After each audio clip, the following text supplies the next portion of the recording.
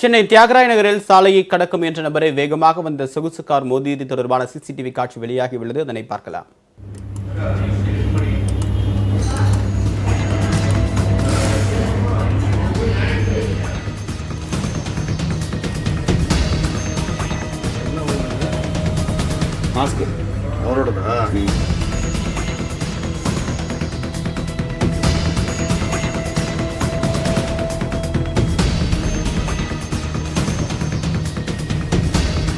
இது தொடர்பான கூடுதல் தகவலோடு நம்முடைய செய்தியாளர் கோகுல் இணைகிறார். கோகுல், இந்த சம்பவம் எப்போது நடந்தது? தற்போது விபத்திற்குள்ளான நபர் எப்படி இருக்காரு? இதனுடைய பின்னணி என்ன? சென்னை தியாகராய நகர் வெங்கட் நாராயண சாலையில கடந்த புதன்கிழமை இரவு சாலையை கடக்க முயன்ற நபரை வேகமாக வந்த சொகுசு கார் மோதி விபத்துக்குள்ளான சிசிடிவி காட்சி தற்போது வெளியாகியுள்ளது. விபத்துக்குள்ளான நபருடைய பெயர் பெருமாள். அவர் தற்போது ஸ்டான்லி பொது மருத்துவமனையில் உயிருக்கு ஆபத்தான நிலையில் தீவிர சிகிச்சையானது அவருக்கு அளிக்கப்பட்டு வருகிறது.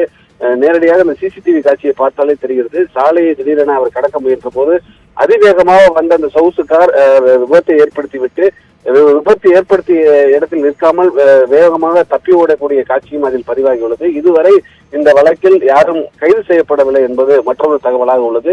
பாண்டி பஜார் போக்குவரத்து புலனாய்வு பிரிவு போலீசார் இது குறித்து வழக்கு பதிவு செய்து விசாரணை நடத்தினாலும் அதிவேகமாக சொகுசு காரை ஓட்டி வந்த நபரை இதுவரை கைது செய்யப்படவில்லை. அந்த நபர் குறித்து அந்த நபருடைய வாகனம் எண்ணெல்லாம் சிக்கியுள்ளது. இருந்த போதிலும் இதுவரை கைது செய்யப்படவில்லை. அவர் தொடர்ந்து இந்த விபத்துக்கு உள்ளான பெருமாள் என்பவர் உயிருக்கு ஆபத்தான நிலையில் ஸ்டான்லி பொது மருத்துவமனையில் அவருக்கு சிகிச்சையானது அளிக்கப்பட்டு வருகிறது. தேவா, கோகுல், அந்த காருடைய விவரங்கள் சிசிடிவில இருந்து எடுத்திருக்க முடியும் அப்படின்னு நம்புறோம்.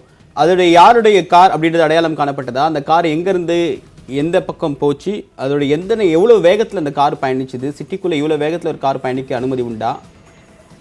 அதிவேகமாக வந்த அந்த காருடைய சிசிடிவி காட்சிகள் பதிவாகியுள்ளது. சிசிடிவி காட்சியை பார்க்கும் போது இந்த கார் அதிவேகமாக வந்திருப்பது தெரிய வந்துள்ளது. போலீசார் நடத்திய விசாரணையில் அந்த சிசிடிவி காட்சிகளை வைத்து விசாரணையில் அந்த காருடைய எண்ணானது தெரிய வந்துள்ளது. இந்த நபர் யார் என்பதும் தெரிய வந்துள்ளது. ஆனால் இதுவரை கைது செய்யப்படவில்லை என்பது விபத்துக்குள்ளானவருடைய உறவினுடைய குற்றச்சாட்டாக உள்ளது. தொடர்ந்து இந்த காரை ஓட்டி வந்த நபர் ஒரு பெண்ணாக இருப்பதாக அந்த விபத்தை அருகில் இருந்து பார்த்தவர்களுடைய வாக்குமூலமாகவும் காவல்துறை தரப்பில் தெரிவிக்கப்பட்டுள்ளது. இருந்த போதிலும் இந்த காரை ஓட்டி வந்த நபரை இதுவரை கைது செய்யப்படவில்லை. அவர் முக்கிய ஒரு பிரமுகருக்கு உறவினர் என்ற ஒரு காரணமாக இருக்கலாம் என்று அந்த விபத்துக்குள்ளானவருடைய உறவினருடைய குற்றச்சாட்டாக உள்ளது. தேவா, உங்களுடைய தகவல்களுக்கு நன்றி கோகுல்.